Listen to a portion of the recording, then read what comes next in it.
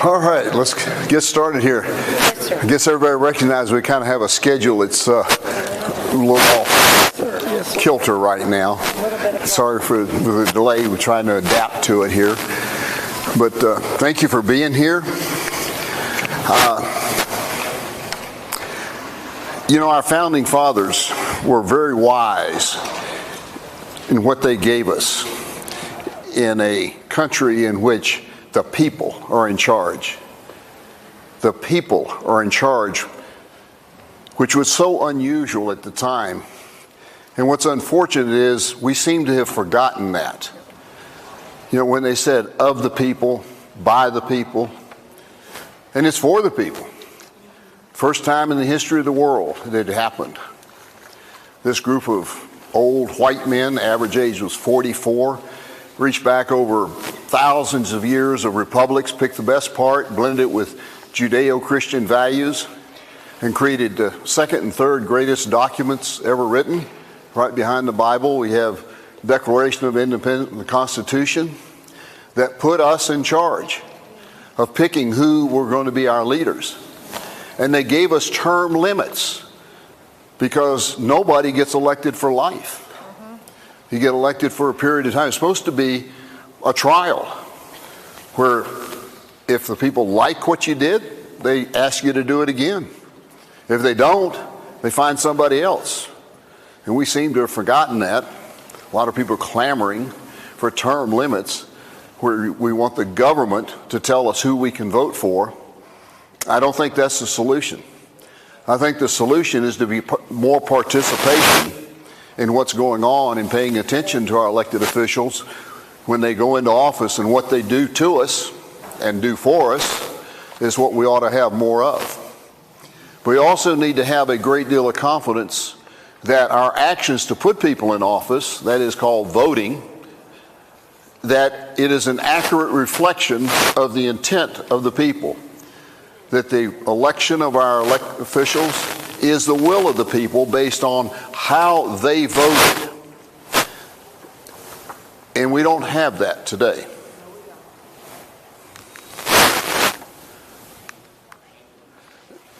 John, I think that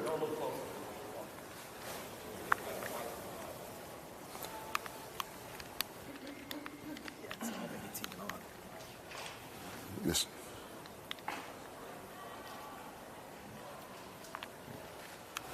Okay. Actually, nothing we do is really more important than deciding who is going to lead us at each level of government. And you know, the rules for that have been laid out by the legislature. The problems we have today come from your legislature over years of making changes to our election process, changing how we do it. Ever since the early 1900s, there have been numerous changes made. I just put a few of them up there to give you an idea of what the changes look like and see if you can figure out how the legislature has created the problems we have today. About 1917, brought in absentee voting, was added to how you could vote. And then in 85, mail-in ballots. In 91, we added early voting. 2002, OHAVA brought in electronic equipment and a lot of changes directed by the federal government on how we do elections. And in 2009, we had county-wide voting. Anybody identify what the common denominator of all those changes were in one word? Convenience. Convenience. And what did we lose when we got convenience? Security. We sacrificed security for convenience. We've lived in a world like that everything as we've progressed has been for convenience. And it doesn't matter whether our votes gets changed because of fraud or error. Either can change the voter intent and the outcome of the elections. And we have, it doesn't matter. And there are three elements that are required, though, for error or fraud to happen in the process. There has to be time for it to occur. There has to be a means by which a change is made, and there has to be the opportunity to do it. Now, if we take away just one of those elements, like time, then means and opportunity pretty much go away with them. And I'll tell you what we actually know about our elections. There's very little, and I'll talk about that in a minute. But the only thing I can stand up here and tell you that we know absolutely for sure about our elections are that some number of votes were cast. That's right, some number of votes were cast. The voting period actually began and it ended. And when it was over with, the government told us who won. That's all we know about it. I've been elected 3 times now, and I could not walk into a courtroom and present evidence to a judge and jury to prove that my election was the will of the people. It doesn't exist today. It didn't exist last month, and it didn't exist the week after I got elected. It does not exist in the current system that we have. I've written about this. You can go to my website, SenatorBobHall.com. That's just all spelled out, SenatorBobHall.com. Under Capitol Hall reports, there's one in there called the black box. I wrote about our election system and said it is a black box. Our elections are extremely complicated with legislation that's in conflict with itself. There is absolutely no transparency to the entire process. There's no accountability from beginning to end, every step of the way. Votes are unverifiable, and the outcome accuracy is unknowable. You notice I said unknowable, not unknown. There is no way to know the accuracy, the outcome of the system that we currently have. It is the structure of it renders it unknowable. And it's because we have sacrificed security for convenience with things like 3 separate and different voting processes: early voting, election day, and mail-in ballots, all governed by separate legislation passed at different times, changed at different times, and in conflict with each other in multiple cases. The use of highly vulnerable electronic machines, I'll talk about those a little bit more later. They're electronic, they can be messed with, they can be unreliable, they're man-made, and it's been demonstrated that they are truly unreliable and hackable. Electronic poll books are even worse than the electronic voting machines as far as the damage they can cause to the election process. And one of the biggest mistakes we ever made was to go to the convenience of county-wide voting. County-wide voting, and we'll talk about, I might as well talk about it here, we're now discovering that with county-wide voting, your vote, not that you voted, your vote is now public information available to the public because of the way county-wide voting is handled. And there is no meaningful vote verification that takes place as the votes move from your decision in the polling location through the poll to the county to the state. Votes move, changing form, changing shape, changing ownership as they pass up the line, and there is no verification that what was sent was received, and no verification that what was received was intended to have been sent to them. It doesn't exist. And we have no poll watcher transparency. We have very few people willing to be poll watchers, and even fewer who are willing to learn what they need to know in order to be an effective poll watcher. And this is where the apathy comes in that keeps us from having all of what we need to have in secure elections.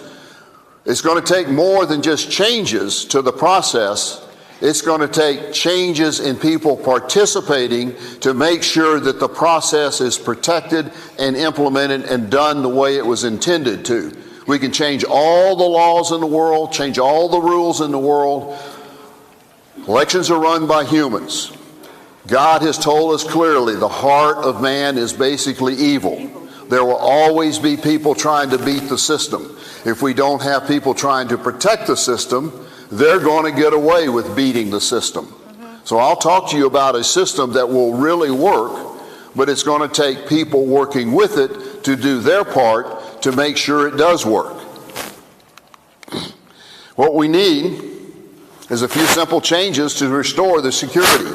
Changes focused on security first and convenience, if it happens to be convenience. Now, what I'm going to talk about, the problems here, I didn't dream these up. I had for a long time people come to me on a phone call or stop me at a meeting or somewhere and say, Bob, let me tell you what I saw at the last election. Let me tell you what I saw yesterday. Or you know what just happened at my poll place? And they would tell me a story about something that would curl your hair that they saw took place. And I said, I believe every word you're saying, but I can't do anything with that. And I knew that they had no evidence. We can't take photos, you can't take videos, you can't take notes. The information is not available, it's hidden from the public, I mean, on and on and on. And I said, you know, I just can't do anything with anecdotal stories. And then one day I was in a meeting that had a couple of attorneys in it that was talking about a problem with a case in court and evidence. And now he said, well, we've got the affidavits. And I said, what do you mean? He said, well, we can use affidavits as evidence in a court of law. I said, that's it. So I started telling people, I believe you, but if you will write your story down, real simple, just what did you see, sign it, swear to it, get it notarized and submit it. And we'll have something to work with. And people did. We got inputs from 14 counties and they're still coming in. Thousands of, this is what I saw, Bob, written up. Nothing complicated. I'm going to go through just one of them, because I could entertain you the rest of the day with some of these stories and you would be shaking your head when you left here. Just handwritten. This was in Dallas. Nothing complicated. The summary of what she said here is, my poll books were accurate all day until approximately 6:55. That's just before the polls close. My numbers on my poll book, and that's what the poll book in 1969, jumped 100, at least 100. And by the time we took off the poll books, they were up over 1,200 names. Now you say, well, that's a poll book. That's not voting, so what difference does that make?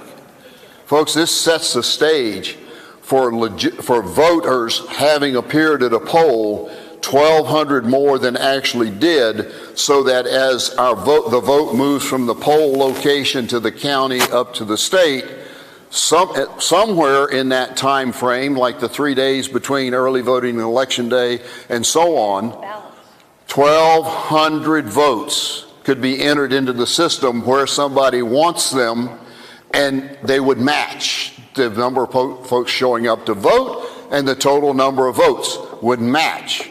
That's where the problem is. Yes. That's the problem with the poll books. Just one of them anyhow. Are you talking about, printed poll books, or are you talking about the electronic poll books? Oh, the electronic. Electronic poll books. You can't even see the whole thing. No, that's correct. No, we're talking about the problems with electronic. We need to move to paper poll books. Yes. So sacrificing security for convenience. We got to get this turned around where security is number one. Every decision we make is based on securing the elections, protecting one of the most precious things that you own, and that is your vote. And keeping it so that your vote is just as equal to anyone else's vote.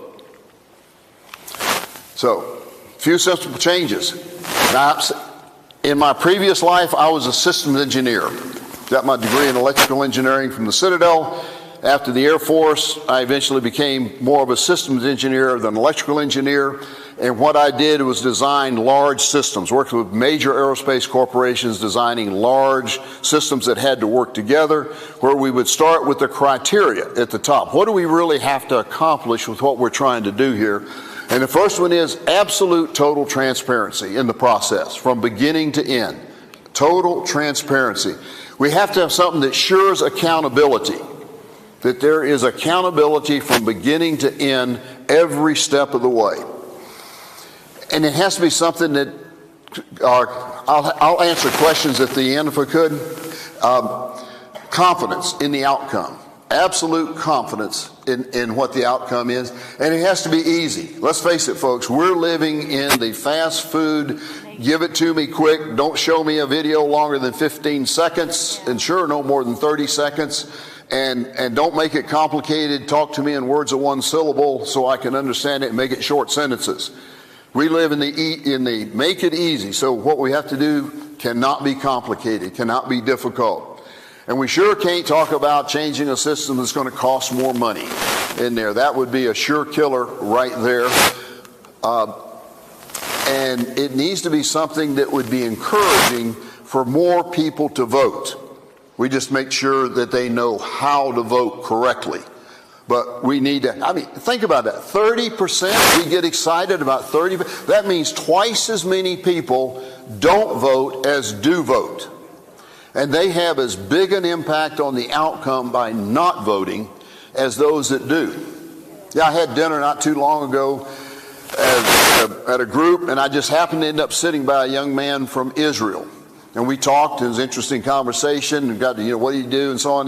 He said, "Well, I'm kind of a part of a group that works with our voting, and my job is to get the vote out in the kibbutzes. And I go around to them and get them to make sure they get a good turnout." And he says, "I got to get back. I leave tomorrow. I got 3 of them I got to work on."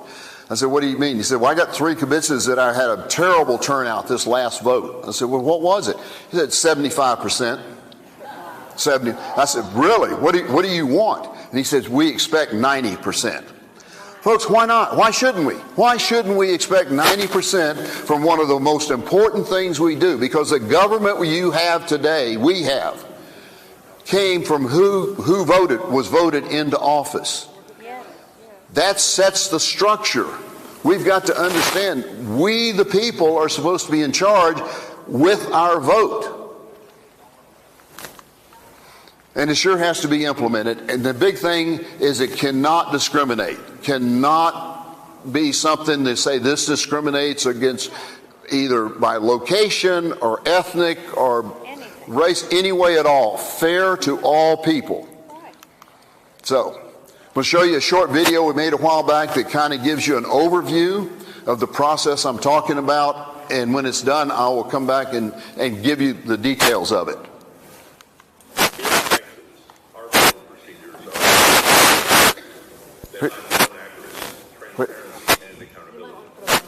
Wait a minute. Hang on a second. What?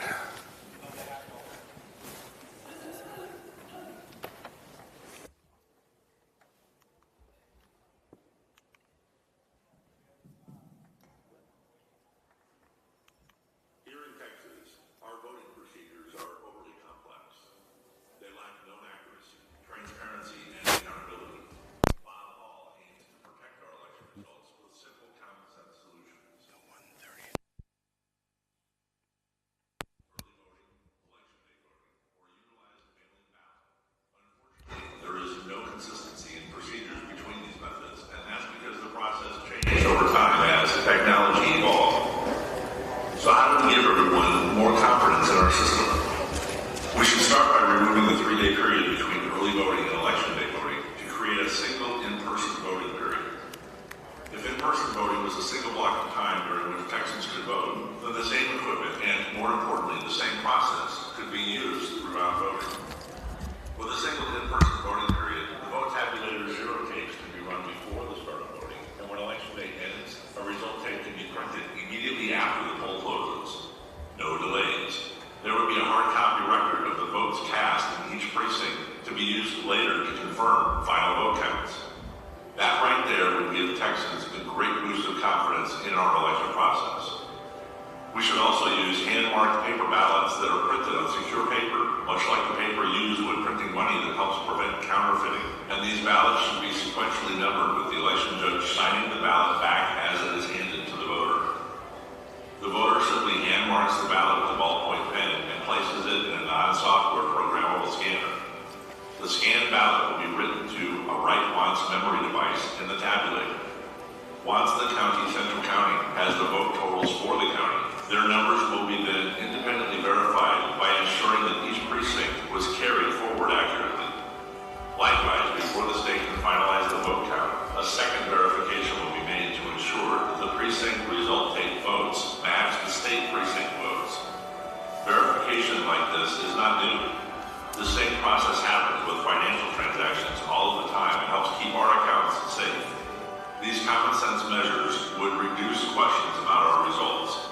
We deserve confidence rather than the black box process that we have today that leaves too many unknowns in the air after an election. If no state or county official is able to weigh these good solutions and everybody abides by the law, then Texas can lead the way and demonstrate a system with integrity that leaves no question in the minds of the voters. State Senator Bob Hall is leading these efforts. Ask your representative today to join Bob Hall in securing our elections. What the impediments we have to elections, one of them is electronic vulnerability. There is no question that we've got to move away depending on what happens inside the machines with those little ones and zeros that run around as the vote moves from one location to the next. We know it. There's no question about it. The discussion is over. It's real. And so we have to do, and it's not a problem because we can move without them.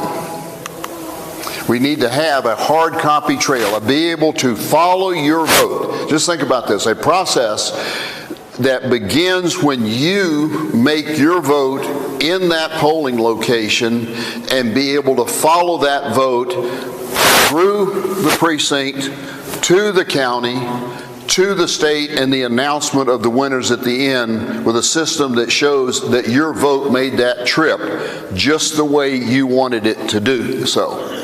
So how do we do that? But first of all, let me tell you, the question about the machines, it's now been demonstrated multiple times in courtrooms. They're vulnerable to hacking. Yeah. In front of a jury, in front of a judge, with everybody watching, it was done. So that discussion is over with.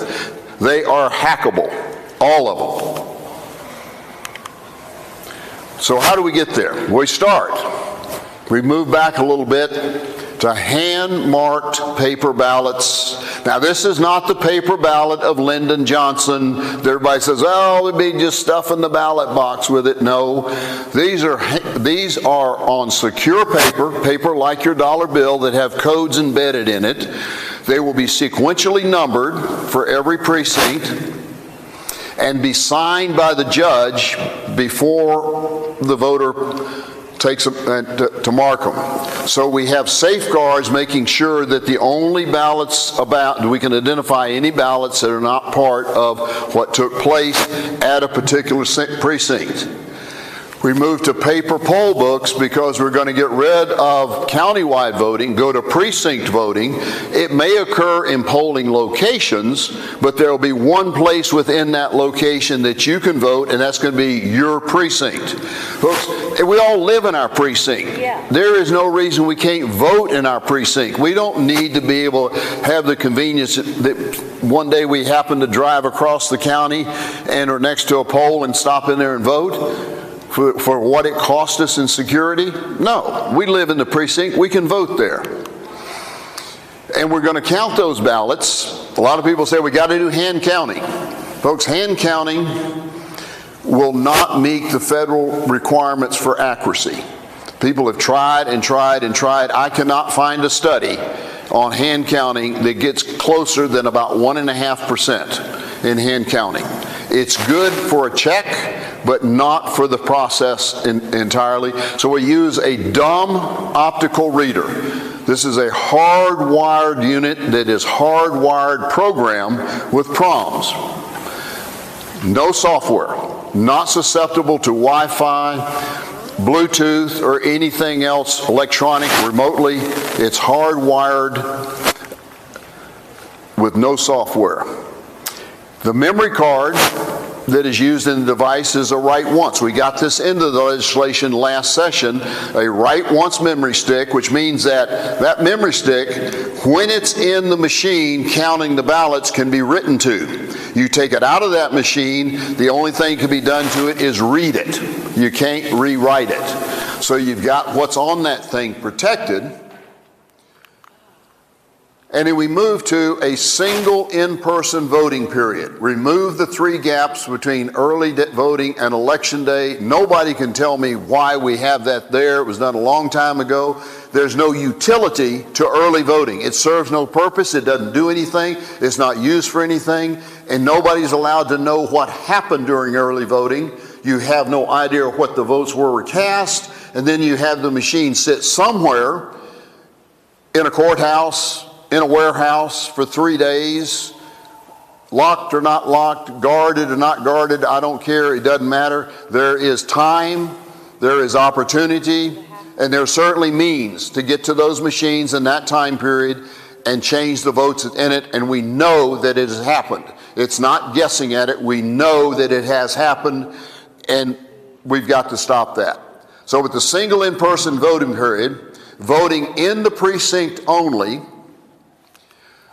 that will allow us then at the precinct to run a zero tape on the first day of voting, just before the polls open, to prove there are no pre-stored votes in the machine.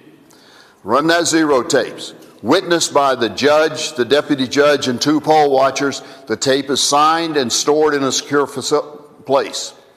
And then you go through the period, whether it's 3 days, 5 days, 9 days. I am not hung up on the number of total days voting. I would like to see it as short as possible, but not so short that the bill won't pass. So it will be some period of time. I'm proposing 9 days, but I will not fall on my sword over that number. At the end of it, the end of the voting period, Election day, 7 p.m., the polls close. At 7:01, or whenever the last person has voted after 7, the judge, the deputy judge, and the 2 poll watchers run the results tapes. Right there, they just walk up to the machine and punch the button. Nobody touches anything, nothing moves, nothing's taken out, nothing goes anyplace else. Right there where the machine was being used, you run that results tape with the 4 people out there. And they sign it, all 4 of them, and then the judge, or one of the people, takes a laptop and enters that result from the precinct into a county website that said, this precinct, here are the votes for our precinct that just occurred. Right then and there. No time, no movement, nothing waiting till later. We do this, and by about 9 o'clock, you'll know the results of in-person voting. The only thing missing will be the provisional ballots and the mail-in ballots. Next couple of days, the county at Central County can add those. They get the machine, they get the thumb drive, they download the precinct votes, they add to it the provisional ballots, they add the mail-in ballots, and now they have the total vote for the county. It could be done the next day. But whatever days it takes, it's ready. But before the county can send that to the state, the judge from each of the precincts has to certify that their precinct votes have not changed. The votes moved, but we make sure they did not change. We don't do that now. No. Now, once it's sent to the state gets all the counties, puts all the counties together, and they're ready to canvass the total vote for the state. Before they can make that official, the state has to come back to the county, that comes back to the precinct judge to certify that the numbers the Secretary of State has for their precinct have not changed. The county certifies that the provisional ballots and the mail-in ballots have not changed. So we've got eyes on what is being done each step of the way to make sure that your vote, the vote you did with your hand in that polling place when you marked that paper ballot, got all the way to the Secretary of State's office. Amen.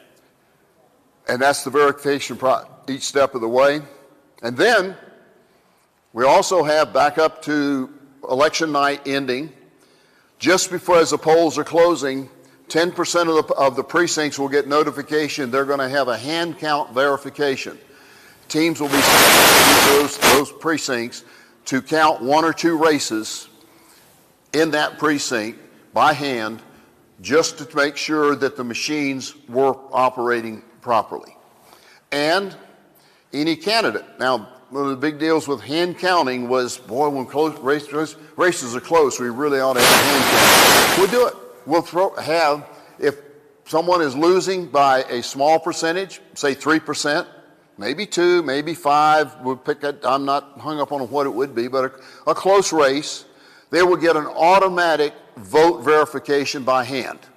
Don't have to pay for it, don't have to ask for it, just part of the process to ensure that a close race really was properly counted.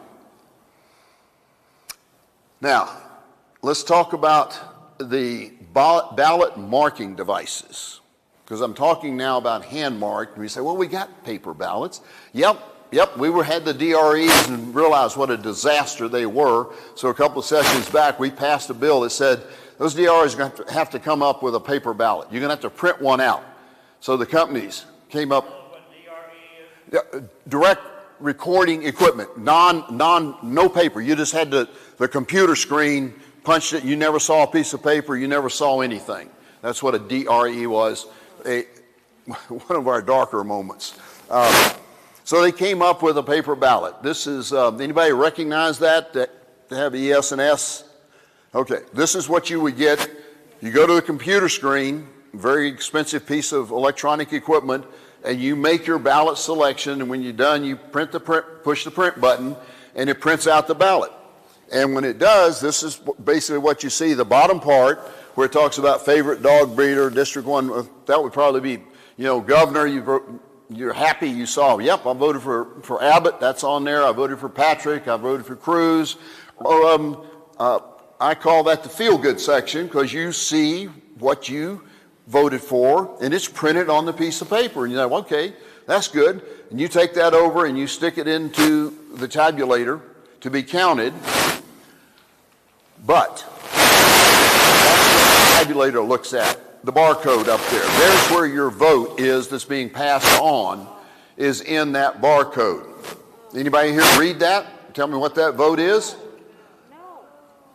That is the way it works. That is what's happening now, folks. That's why we need to go to hand-marked paper ballot. Now think about this. Why in the world do we need to continue wasting millions of dollars on electronic equipment to do something you can do with a 10-cent ballpoint pen? Maybe 25-cent pen now that Biden economics has taken over. But think about that. Get rid of the ballot marking devices, replace them with a box of ballpoint pens, simple hand-marked paper ballot that you simply, we all learned how to color within the lines in about the 3rd grade, and that's all you have to do for it. The advantages of it. Think about hand-marked paper ballots. It minimizes electronic vulnerabilities, just about eliminates it, simplifies the process. How does it get any simpler than a piece of paper and mark on it? And I say simpler there because I've had numerous people talk to me about the screens for the electronic machines.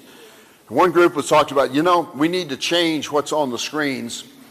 There's just too much information. It's too confusing. I don't know what to pick when I see all that stuff on the screen at the same time. We need to reduce it to just one item, vote for it, and move to the next. And I said, okay. Another group comes in and says, we got to change the screen. There's not enough information up there. It takes too long to vote. We need to have more information on the screen so we can get through this voting faster. Paper ballot solves that problem. We can all read paper, and it's real clear. You skip an item, come back to it later. If you can't read, you can't vote. It eliminates, reduces the equipment cost. Folks, we're not talking about saving a little bit of money. We're talking about comparing thousands, tens of thousands of dollars. Plus, your county spends hundreds of thousands of dollars hiring the equipment manufacturer to come in and babysit their equipment during an election to make sure it's going to work when you need to have it worked. You pay for that. You can buy a lot of ballpoint pens for that. It increases transparency. how does it get any more transparent than a piece of paper with the marks on it that you made yourself with your hand? Nothing else got between you and it but the ink and the pen. And accountability. It's just one item there. Very accountable. Allows for the good neat thing. That equipment can be made in America, and in fact, it can be made right here in Texas. There's no software. It's a hardwired program, and it provides some standardization across the state. We have 254 counties in Texas. We have 254 election processes. It doesn't get much easier, friendlier than paper ballots. No Wi-Fi threat to this because it's not involved. It allows for end-to-end vote verification because of what I talked about. This gives you the starting point. What you marked with your hand becomes a permanent part of that election forever, and it's the basis for any discussions that takes place later on. It all comes back to what you did with your hand, your eyes looking at it when you did it, not pushing a button somewhere hoping it went to where you thought it might go. Standardized ballot across the state simplifies things coming and going. Okay, I may have covered it, but I don't think so. Real quick, I know it's 1:30, so I've got to excuse myself at home, but I'm dying to hear. I think our major election fraud happened both from internet penetration and then backfilling through mail-in ballots. How does this stop the mail-in ballot problem? Nothing here is subjected to internet connectivity. Well, at the county they are. That's how the votes get to the Okay. That's how it gets out in the media. Okay. That's why we have the verification. I'm okay with the vote being sent from the county to the state over the internet, because when the state gets it, they don't just run with it. They have to come back to the county to confirm that what they have is what was sent to them. Even if the absentee ballots are coming in for days up to a week after? No. We're getting to some detail that if I covered all those details, we'd be here for a long time. But we changed the time frame for mail-in ballots and how they get tied into the system. This is what everybody's doing. They're general. Huh? Okay. Come to vote on the platform. Oh, okay. Let me see if I can jump over and give you the single in-person voting period. It's nothing new. 21 other states do it. Don't let it bother you. California is one of them in there. But this is what the process looked like. Let me run through this real quick. The precinct's in the blue, county's in the red, green's the state. At the precinct, we got a paper poll book printed about 30 days before the election takes place with chain of custody and no county-wide voting. And we've got a brochure there that covers all of this. Make sure you get a copy before you go. You mark the ballot, put it in the optical reader before the polls open, and ran that. See that bubble on the left? That's the zero tape that was run just before the polls were open. And then the bubble on the right is the tally tape, run as polls are closed. Send it to the county. They use a dumb tabulator, pretty much like what was used in the county, in the precinct, where they send it back to the precinct. The red ball on the left verify that it hasn't changed. And then they send it to the state, and the same thing. So the verification loop that makes sure nothing changed is there in the bottom, in that. And we'll do that. We'll no longer have a black box for election. Simple process changes that creates a new system that's a slight variation of what we currently have, but with security in it. We have the secured number of paper ballots that make it up, the precinct-only voting, paper poll books, hardwired optical scanner, the dumb optical reader, mandatory zero tapes, results tapes, random on-demand hand counts, write once memory card, single in-person voting period, tally verifications, county to precinct, tally to county, And then a few other things we need to make changes to, and that would be the voter roll integrity. We've got a lot of changes to make to clean up our voter rolls. One of the things we'll do to start with a new voter roll will be to go to closed primaries. That will force us into a re-establishment, and then we will have a different structure for how we keep our voter rolls clean. We've got to address the issue of mail-in ballots. We have far too many.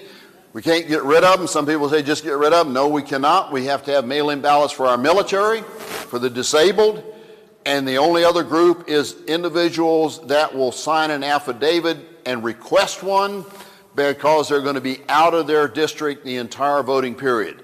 No more mail-in ballots sent out to anyone that doesn't request one or is not on a list for either military or disabled.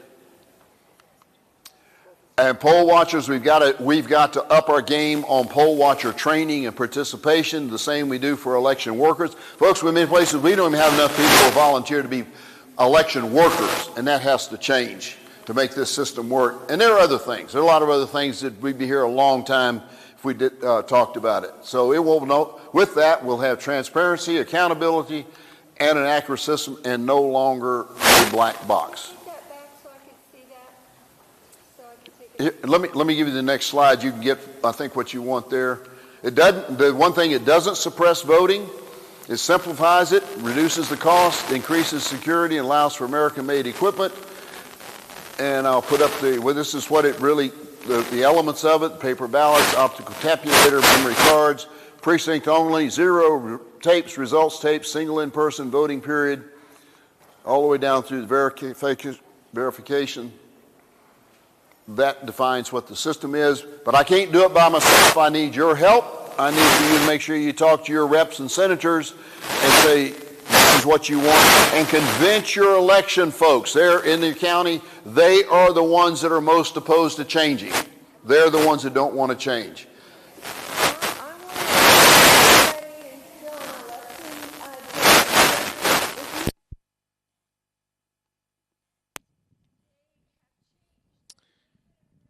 Okay, so that is the end of Senator Hall's presentation.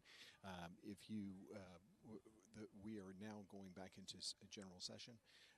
This session is just now starting, so we're going to be going back there. So stay tuned, and we'll be back a little bit later with some more information. Have a great one.